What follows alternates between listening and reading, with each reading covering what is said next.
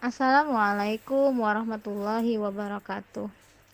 Alhamdulillah wassalatu wassalamu ala Rasulillah wa ala alihi wa ashabihi wa mawalah.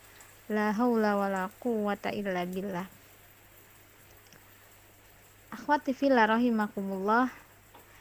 Ada seorang sahabat datang kepada Rasulullah Shallallahu alaihi wasallam dengan mengendarai untanya.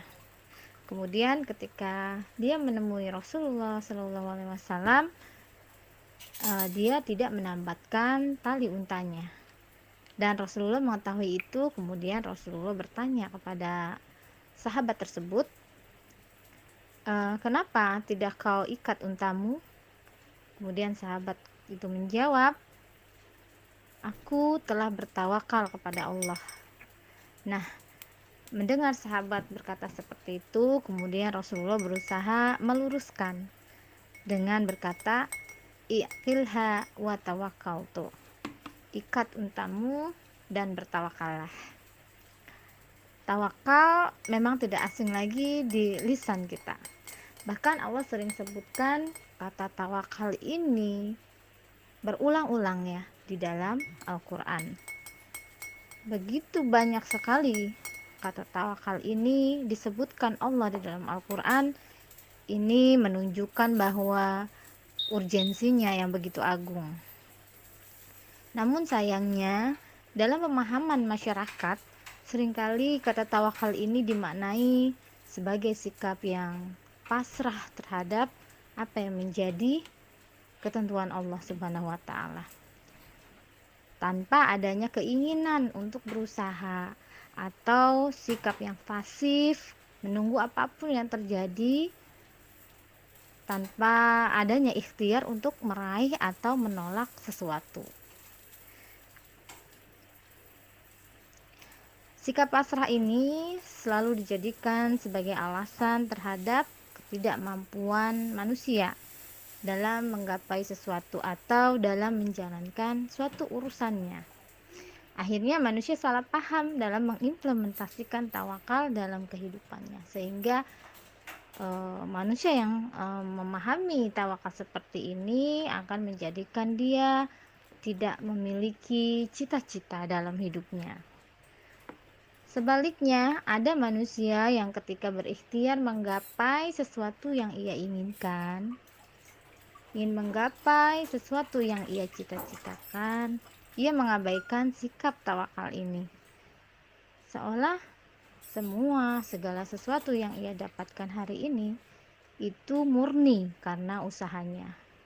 Dengan mengatakan, iya, tawakal sih boleh, tapi kan yang penting usahanya.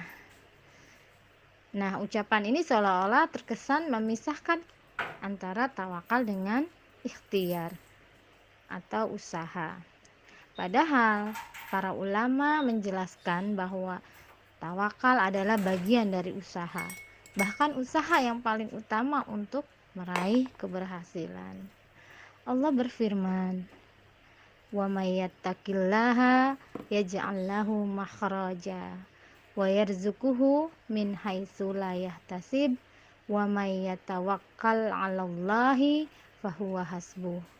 Barang siapa yang bertakwa kepada Allah, niscaya dia akan memberikan baginya jalan keluar dan memberinya rizki dari arah yang tidak disangka-sangkanya. Dan barang siapa yang bertawakal kepada Allah, niscaya Allah akan mencukupkan segala keperluannya. Quran Surat At-Tolak. Nah, tawakal ini sebenarnya adalah amalan hati. Hati sedikit pun tidak boleh bersandar atau bergantung kepada makhluk.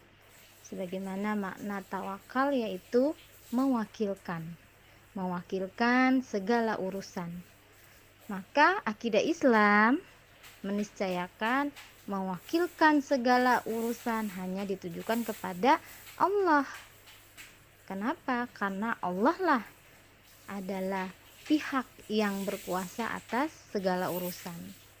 Tiada sekutu baginya.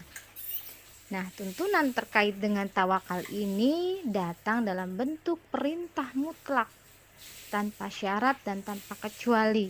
Dan semua ini didasarkan atas dalil-dalil qat'i. Allah berfirman, Allahu la ilaha illa huwa wa 'alallahi falyatawakkalul mu'minin. Dialah Allah, tidak ada sesembahan selain Dia, hanya kepada Allah lah hendaknya kaum mukmin bertawakal. Quran surat At-Taghabun. Nah, sehingga kita simpulkan di sini bahwa realisasi sikap tawakal itu tidak pernah menampilkan adanya upaya menempuh berbagai sebab. Allah Subhanahu wa Ta'ala justru memerintahkan kita menempuh sebab-sebab itu, yakni melakukan ikhtiar dan usaha. Dan pada saat yang sama, Allah Subhanahu wa Ta'ala juga memerintahkan kita untuk bertawakal kepada Dia, hanya kepada Dia. Dengan demikian, usaha menempuh berbagai sebab atau menjalankan kaidah sababiyah itu merupakan bentuk ketaatan badaniyah kepada Allah Subhanahu wa Ta'ala. Adapun tawakal dengan hati kepada Allah Subhanahu wa Ta'ala merupakan keimanan kepadanya. Perintah menempuh sebab dan perintah bertawakal ini adalah perintah dua wilayah yang berbeda. Karena sejatinya manusia itu hidup dalam dua area.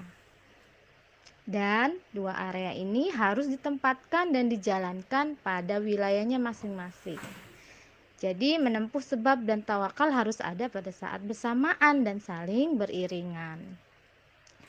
Dengan tawakal, Siti Hajar mendapatkan air di padang yang tandus dan gersang. Dengan tawakal, Maryam yang sedang hamil tua bisa mendapatkan kurma-kurma segar yang berjatuhan. Dengan tawakal juga baginda tercinta Rasulullah SAW selamat dari hijrahnya. Namun Siti Hajar harus berlari-lari antara Safa dan Marwa mencari air untuk penghidupannya.